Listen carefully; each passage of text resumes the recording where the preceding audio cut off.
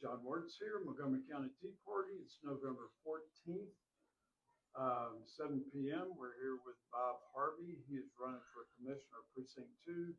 With me is Bob Bagley, Larry Rogers, and Kenneth Ernest. And welcome, sir.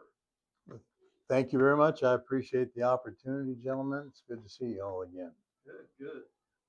As we discussed, feel free to take up those 5 minutes on your opening, and then we'll go around the room with some Q&A, and then do up to a 5-minute closing when you're done. Okay. All right, forward to you. All right. Thank you.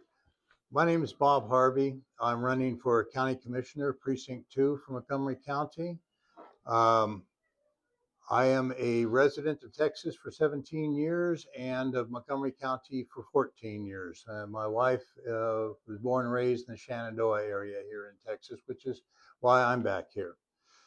A little bit about myself. I spent 42 years in oil and gas. Of that, I started out on the rigs as a mud engineer. From that, I moved on into operations, business development. I ended up with the supply chain for a third of the world at one point, and then I ended up in the executive suite. I was hired by companies such as Halliburton, Schlumberger, Weatherford International, and Gates Corporation to turn their underperforming companies around.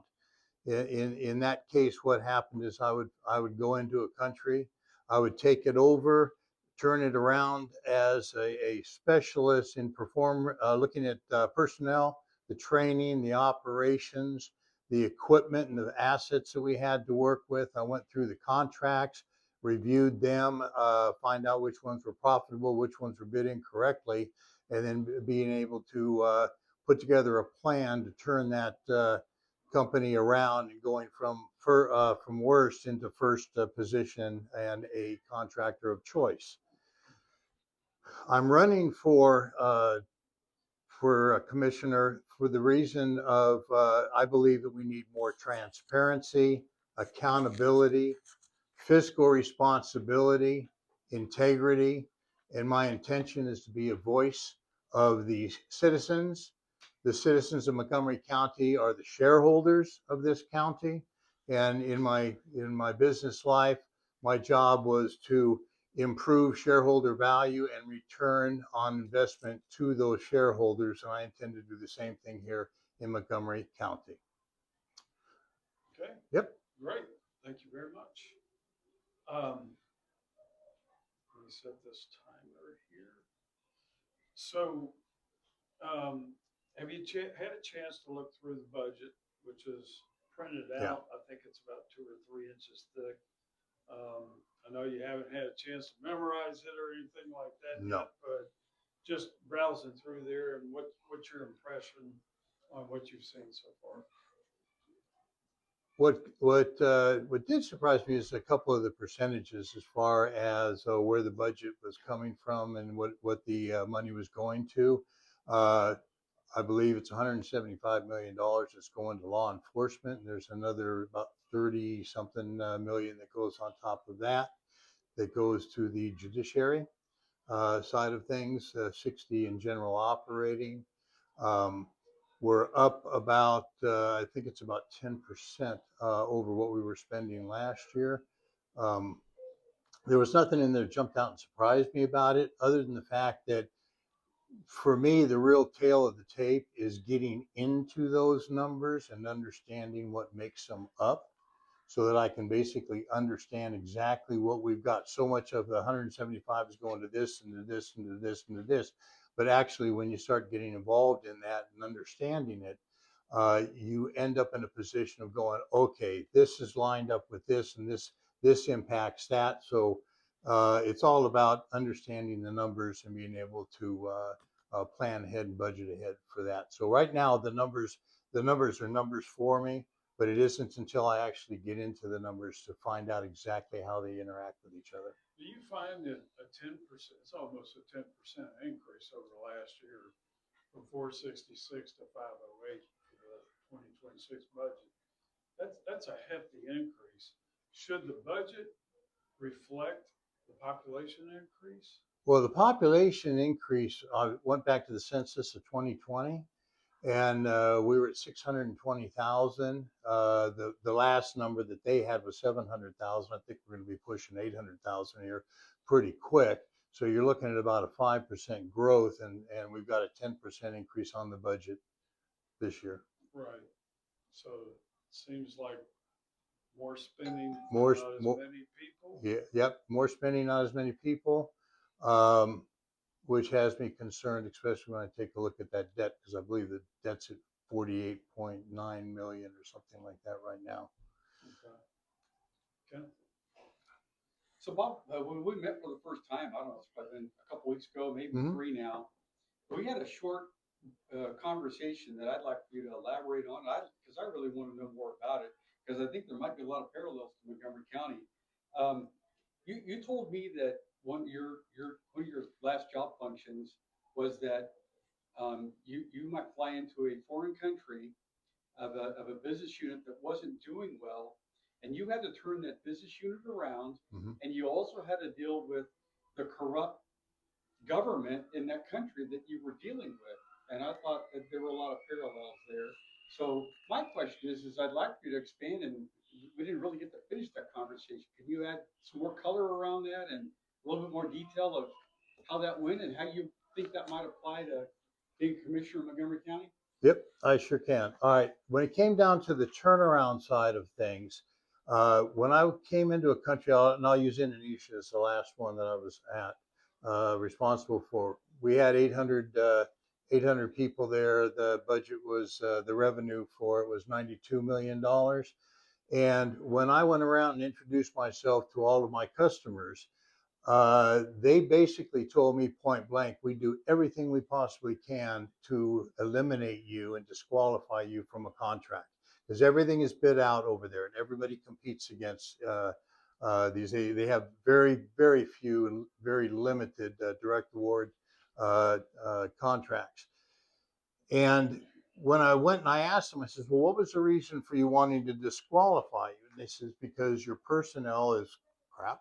Your training is not so good. Your equipment is in horrible shape. You're undependable. We can't count on you making it there on time and having the right amount of people, the right trained people, the right equipment on the job. So because of that, what we try to do is if you are going to be the winner of that contract, we then try to disqualify your company. And I asked my customers, would you give me 6 months to turn to and come back and let me come back and see you in 6 months? And they said, sure, we'll give you 6 months, but you can't turn it around in 6 months. And my comment to that was, you're absolutely right. I can't turn it around in 6 months. What I can do is show you guys what I'm going to do here to get it turned around, to take it from worst in class to best in class. And I says, and if I come back and you've seen that improvement in my operation, will you give me a shot at your next contract? And he said, absolutely, we will. By the time that in Indonesia in particular, by the time that I left, when I took my replacement around, when I was introducing him, he was told that you've got awful big shoes to fill, because this guy has done exactly what he said, and he is one of our 2 contractors of choice. So coming from worse and being compared to a Halliburton or a Schlumberger was a very nice compliment. Very much so. Larry. One of our questions was road bonds in Montgomery County. What is the appropriate amount? My question is, in the past, there's been road bonds that X number of dollars were set aside for the whole county, and each precinct would get 1/5. I would like, if you know much about that, if you elaborate on that. Is that 1/4. Yeah, 1/4. 1/4? Right. When it comes down to the road bonds, and I know on the questionnaire there was a question that I looked at, and you were asking me how much do you think you need for the road bonds, and my answer and response was I don't know. And I don't know, and the reason that I don't know is because I don't know how operationally efficient we are, how capital efficient we are. on the contracts that we have that are out there. If those contracts have a tendency to run over, do they come in over budget? They come in over time. And that's the reason why I want to do contract reviews. I want to understand if we're spending money, why we're spending that money, where it's going to. Is it absolutely necessary at this particular time to put that investment forward? If the people that we have the contracts with, are they going to come back and force us into a position of change orders and all the rest of this, which means we have cost overruns. So until you take a deep dive and take a look at the contractors and what their deliverable is, and each one of the growth areas and what their requirements are going to be, then you could pick any number. I know that the number, I believe, for 2026 is 31 million. It was 8.2 million in 2024. So you've got a huge, and that 31 million is due directly to the $480 million road bond that they put out earlier last year, I think it was early last year.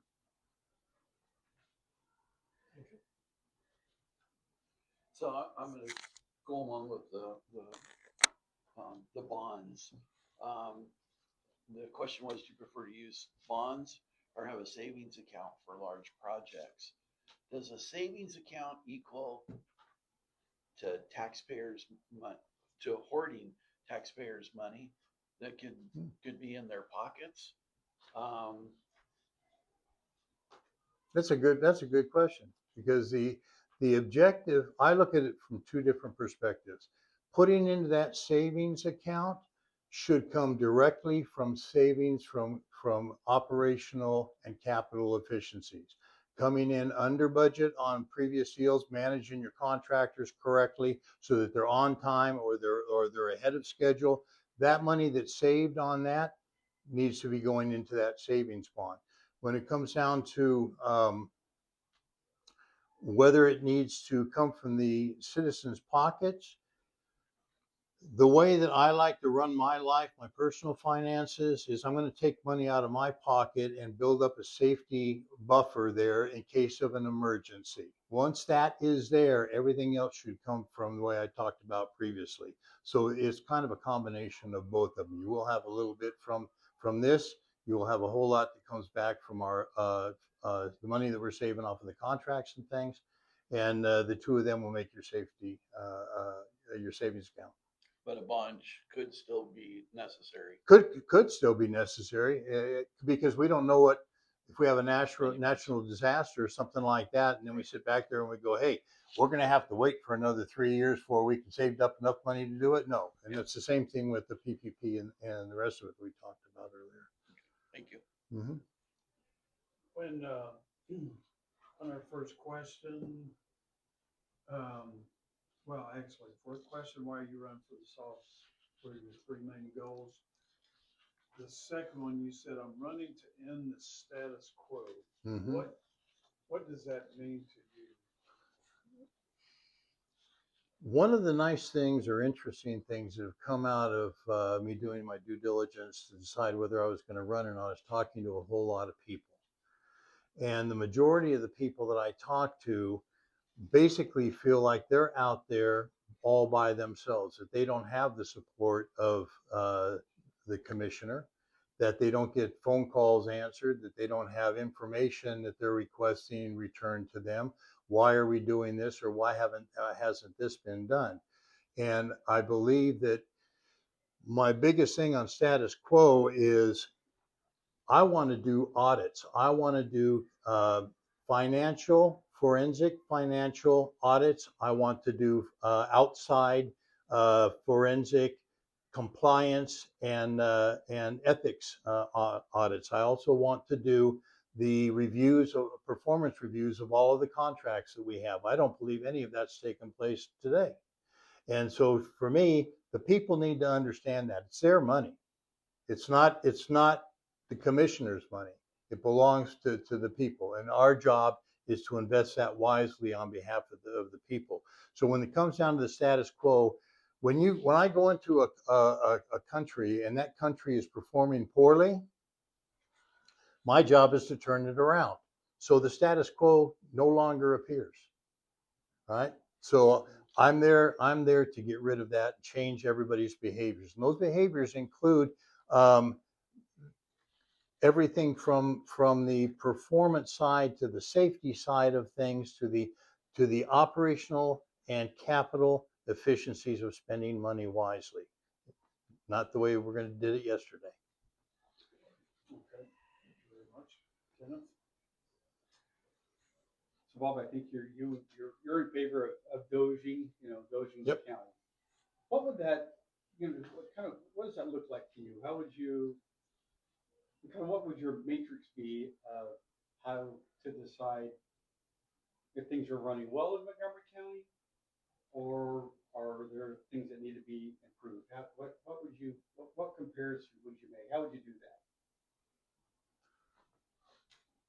The first thing I would do when I'm looking at doing the Doge audit or the financial audit and the performance, the contract performance reviews, is I would want to establish what was the return on investment that we had for that contract. Did we get this road built and we got it built on time? Saying that, what is important to me is to take and establish exactly where we are at this given point based on the information that we got from these audits, and where are we going to be going forward to. Once I've got that, I can take a look at it and say, this is what we've done, this is where we were at, but this is how we've wasted a tremendous amount of money, so we've got to go out and restructure the contracts. The contracts, why can't we get into a risk and reward contract on this? So basically, people come in ahead of schedule, people come in under budget, and we save money on that, and they get rewarded on this as well, as opposed to running a contract to the end and then going, oh, sorry, we're not only are we over budget, we got another change order that we need here, and that $2 million contract becomes a $3 million contract and cost to us. Sunset-based contracts. Yep, All right. exactly. Larry? One of our questions was, in light of the census data showing average Montgomery County taxpayer salaries of 40,000, what salary would be appropriate for the commissioners? And as a side comment, they're paid, I think, a little bit more than the governor's paid. They are. Do you want my response Yes. to what that was? Okay. When I looked at that question, I believe that the commissioner's salary should be $160,000. Right now, it's $206,000 plus benefits takes it up to about $261,000. You've got 4 of them. That's $1 million right there that's being spent. And the reason why I look at it from the perspective of $160,000, it's because this job as the commissioner, the job is to spend money. It is not to earn money. There's a big difference. If I've got your money, I can spend it, and I don't have to really be careful about how I spend that. If my job is to return earnings to a company, then I have to look at it completely different. I get a lot of inquiries as to whether I'm willing to go back to work, and I take a look at these job opportunities that come out. Basically, anything that is based on earning money is going to be at the higher bracket. Anything that's based on lower spending money and not having to earn money comes in the lower side. And I use supply chain as an example. If you have somebody that's running a product service line, that person is responsible for making money for the company and returning to the shareholders. Where the guy that is running the supply chain, his job is to spend money and maintain that budget and try to negotiate better prices so he can buy more product. Okay, thank you. You stated that you fully support zero-based budget practices. A lot of people have a lot of different understandings of that. Can you explain your belief in what zero-based budget is? Yeah, zero-based budget is when you're running an operation, you have a contract and a spend that takes place on that. Zero base, you come back and you go every year. You've got to come back. If it runs over into the next cycle, the next budget, and the rest of it, you have to go back in and justify exactly why you want that money, why you didn't get the job done in the allotted time period that you had, and why you're coming back and asking for more. To me, zero base funding is all about transparency. I want to be able to see everything out there and have people justify why they need that money and why they need to spend that money. So you're wanting to apply private industry, private enterprise principles to government. Some people say that ain't gonna work. What do you say? Is that same principle, a little different? I mean, it's endless money as long as Right. it's taxed, right? I mean, Yeah.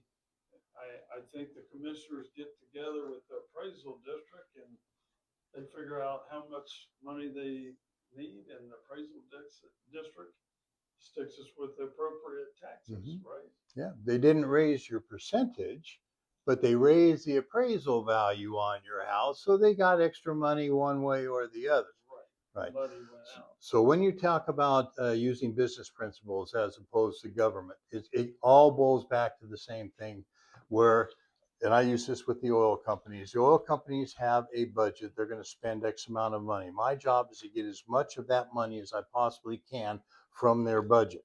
Their job in having the budget is we need to beat you down on your prices, but we're going to come in over budget just by a little bit so that if we come in under budget, they don't cut us back next year. We want more money for next year. So what they'll do is they manage it that way. When you're running a business and one that has to make a profit, you have to go in understanding that they're going to beat you down on your prices. So the only way you can make more money is become far more efficient in your operations, the quality of the people that you have, the equipment that you have, your downtime, your safety numbers, and everything that goes along with that. So basically, business principles enforce discipline in your operation. And if you take a look at what Donald Trump has done, well, he's been president. I wholeheartedly stand behind that when it comes down to running the country by or running the county by a businessman's principle. That's a good point. So, So I got a hypothetical for you. So someone in precinct 2, let's say they buy 100 acres of property and it's a mile off, let's just say 1488. There's no roads in or out of this 100 acres.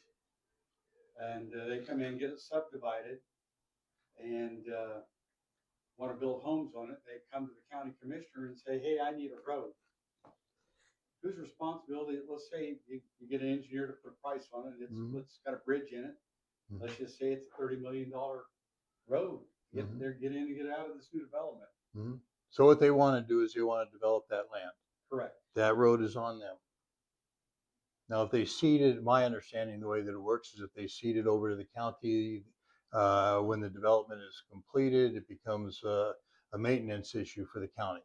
But other than that, that is not our responsibility. That's the risk that you take. That is not the risk that the citizens of Montgomery County take with Precinct 2. Fully on the developer. Fully on the developer. And that'll be reflected on the price of his houses. And if, let's just say there's a two-lane dirt road going in and out, and based on traffic, they need 4 lanes, 2 lanes in each direction, and an upgraded bridge. Who's going to pay for that? And their development? Correct. They do. Okay. They chose the land. They chose the property. They made all the decisions, not the citizens of Montgomery County. Okay. So which kind of land? I guess down the land development, the flooding. Are you aware of retention pond requirements and whenever there's development, what a retention pond does and how it works and the purpose of it? And on this. Are you aware of that? Have you studied anything related to flooding and retention ponds, especially new developments? The only thing that I am aware of on that, I'm aware of what retention ponds are and why they're used. What I am aware of, and it raises a question in my mind, is I'm not sure that I agree or believe that some of the engineering work that's done at the beginning and the studies that are done at the beginning are done not in favor of giving a thumbs up to move forward with the development. I would like to see outside people, outside resources be able to come up with that, so that now I know that I've got a neutral party, not John's cousin that runs a engineering shop. Okay, thank you.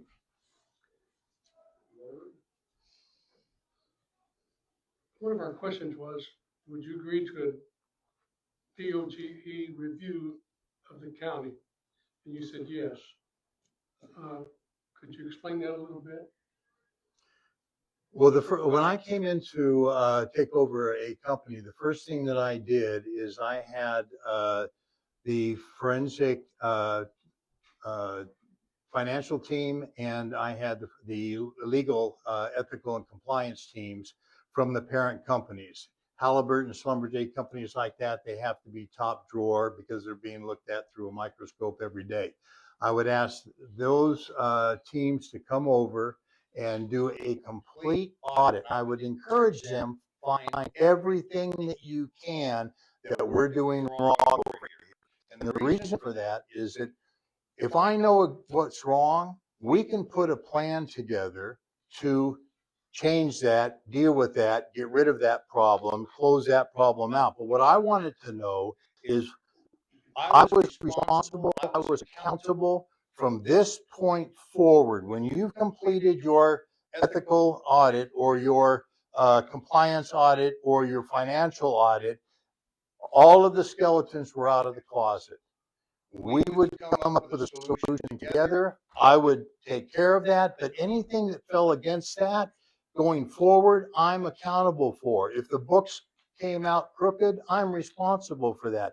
If we have people that are paying people off, I'm responsible for that. So I wanted to make sure that they understood what took place in the past. And from this point forward, I'm going to be watching it like a hawk because I'm the guy whose integrity is in question then.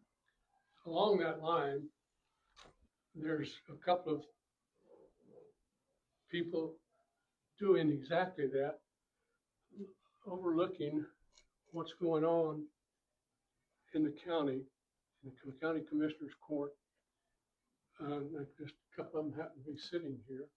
I won't mention any names, but how would you, so you kind of already said that an outside company coming in and looking, and that's what's happening at Commissioner's Court now. And it's, I would say, it's not going just open-minded. I mean, it's kind of hard apparently to get some of the figures that they need and some of the, so they shouldn't have any trouble getting that. They should not have any trouble on that. I mean, I'm sorry, this is not your money. This is the taxpayers' money, and the taxpayers have every right to know exactly where every penny is spent. And if you have people, I'm dead serious about this. If you have people or you have a situation where you can't get that information turned over to you, I have no problems paying for good lawyers to go in there and make damn sure that we get it. Because at the end of the day, that money has got to be accounted for, and the people have to see where it's gone. Okay, thank you. The state doesn't collect property taxes, and counties, cities, schools, etc. do. Would you be in favor of working with the state legislature to increase the sales tax or something similar to end property taxes in Montgomery County and within the state, so that people actually own their homes and don't get taxed out of them? I absolutely would. I also believe in working with the state House representatives and the state senators up in Austin. I believe that they are our allies. They need to be utilized to be able to get things passed on behalf of the county. Right now, you got 254 counties that are out there, and you don't have a tiered structure. Everybody kind of operates off the same structure. You, in my opinion, we need to have these folks go up and lobby on our behalf to be able to get dispensations for a county that is as fast growing as Montgomery County is and has the challenges that are associated with that. We cannot be compared to and held to the same rules and regulations in effect that a county with 40,000 in the middle of the state where there's just tumbleweeds running across the deal. We've got to have our representatives, and the commissioners have to work with our representatives, be it state representatives or the senators, to get what we need done and passed for Montgomery County to give us the leeway to be able to move this ball down the court. Thanks. You had talked in the context of Doge and also when you first come into office that you do a forensic audit. What does that look like? How long does that take? Say from the first day you take office, you're bringing in outside auditors. What are we looking at time wise? And I guess while you're doing operations anyway, Yeah, it's just kind of it's running in the background. running. Yeah, around. it's running in the background, and we're kept informed, and they do a final review report. Depending upon which country it was done in, it usually took about 6 to 9 months to come up with that. Um, and the reason was exactly the issues that you were talking about with paperwork that had disappeared, or that there were records that were not being forthcoming, particularly when it came into contracts that we had written with companies, or it was especially along the supply chain side of things.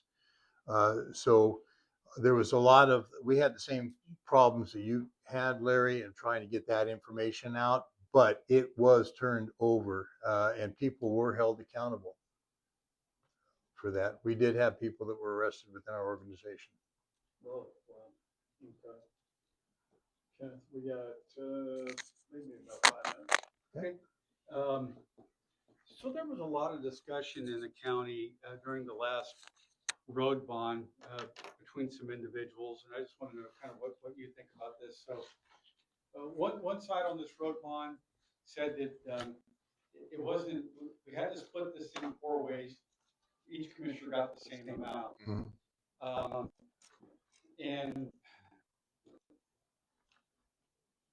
but during that discussion, it was stated that because we split it evenly, other parts of the county need more than other parts of the county. Therefore, we're going to need to do another road bond. So I guess my question is what do you think about splitting things exactly in quarters, or should it be a needs-based analysis? You know, there's not an unlimited amount of money, right? I mean, we don't have any trees here in Montgomery County, as far as I know.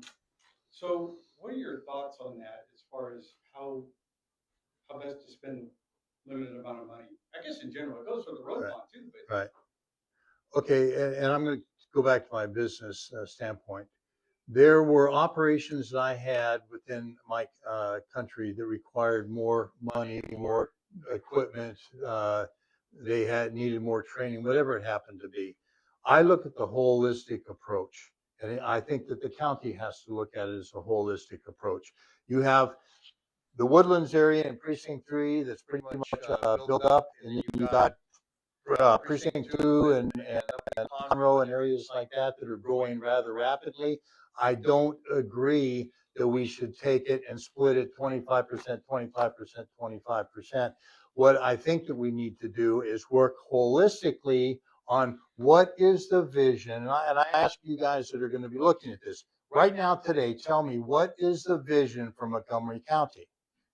I don't believe that there is one. There's not a cohesive one that I can see out there. What I want to be able to see is the precinct chairs or the county commissioners and the judge to sit down there and say, what is our vision for Montgomery County? What do we want to do? People can complain all they want to about George Mitchell. He's got a city that still is in the top 5 cities in the country to live in. He used discipline on that. Everything around us is now becoming like 1960 is, and that's going to impact our property value. So think about the appraisals going up. And if you've paid attention in the last couple of weeks, prices are coming down on houses. So you're ending up in a situation where you could lose your house. But I believe that we need to sit down as 5 people, and that's everything from emergency response to where our priorities are in looking at it as a county and saying, this would be great for industrial over here. This would be great for retail over here. This would be great for housing over here. So we can have sustainable growth in the county, and that everything is approached from a what needs to be done, with the understanding, the caveat that there's always about 10 to 15% that you leave to the side to spend in your particular precinct. That's going to ruffle a lot of feathers, and I'm sure that it will. But the bottom line is that's how we did it in business when I was on the supply chain.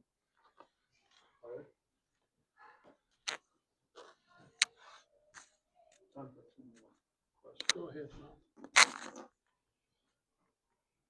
Do you believe in term limits? And if so, how many terms are you planning on serving? That was a great question. I absolutely believe in term limits. I do not believe in politicians that are professional politicians and spend their entire life. That's not what the principles of the founding fathers were founded upon. You went out and you built your farm up, then you came in to serve for a couple of years, and you went back out to the farm. As far as time frame, right now, the answer to that will be based on how much I can accomplish in those 4 years. If the job isn't done, I will not walk away from it. If the job is done, then it's time for somebody else to come in. And at least when they come in, take over for me, there will be a very firm foundation that they can build Precinct 2 off of. Good, thanks. Okay. All right, now's the time where we go ahead and do closing up to 5 minutes. Okay. All right. Well, I'd like to thank you, gentlemen, for taking having me here and the opportunity to be here and speaking with you. I'd heard that it was challenging dealing with you guys, and that it kept you on your toes. I think Hank from Hank's think tank calls it an inquisition. I think that's probably pretty close to being it. You have to think on your feet, and sometimes after you make an answer, you sit back there and go, "Oh, I could have answered that a little bit better." But the bottom line on this is my reason for running here is exactly the things that I talked about. I want to see more transparency. I want to see people held accountable. All right. I want to see fiscal responsibility. And that also includes us working together as 5 people to be able to say, what's our vision for Montgomery County? Because if not, you're going to have the Woodlands surrounded by a swamp on the outside, and all their property is going to go downhill. Property values are going to go downhill as well. The other side of it is integrity. Okay, I have a worldwide reputation, and one of the nice things about running is I have had a lot of people remind me about that, what it was like to work for me, what we achieved in these different countries, and how much fun that we had in doing that. The end result was we made far more money for the company than they ever expected, and that was Schlumberger, Halliburton, and Weatherford, which is why I was brought in to work for those companies. And then the last thing that I really want the people to understand is that I am your advocate. Just like I was the advocate for the shareholder, I'm the advocate for the people in Precinct 2. My door is open. You have an issue, you have a problem, you have a concern, or you have an idea. Come and talk to me about it so that we can sit there and say, you know what, this makes a whole lot of sense, because nobody has all the answers. And what I want to make sure is that you get the return on investment that your high property taxes are demanding. And I make sure that we deliver to you an environment here that you want your kids to grow up in, and you'd love to have your grandkids grow up in it as well. A healthy environment for the people of Precinct 2 in Montgomery County.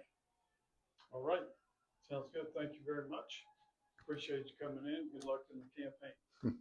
Thank you. All right. Thank you.